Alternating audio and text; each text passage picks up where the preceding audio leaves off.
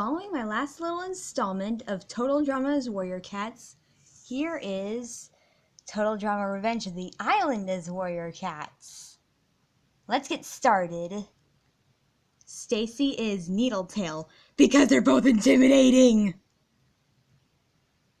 Dakota is Brightheart. They're pretty ladies who are horribly disfigured at some point, but their guys still love them, right? Right? B is White Storm. He's a kind and wise character. White Storm might not be as silent as B, but he's a cool character either way. Dawn is Leafpool. She has a very kind personality and can connect to other people when necessary.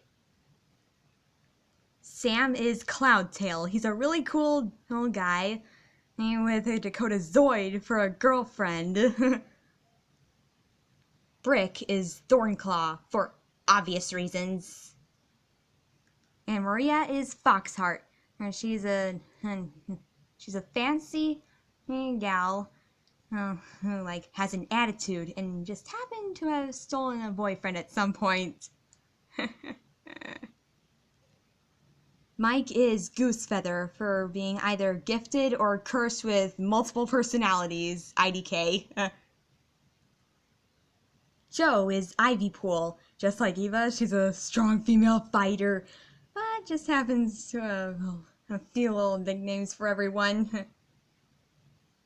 Scott is Spiderleg. He's pretty awkward and just has a nasty side for some reason.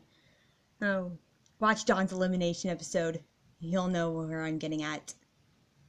Zoe is Feathertail. She is friendly, quick on her feet, has a sweet relationship with Mike. Feathertail might have haters, but not as many as Zoe.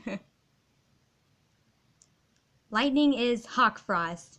He is pretty strong and powerful, and she brags about it, and sometimes lightning.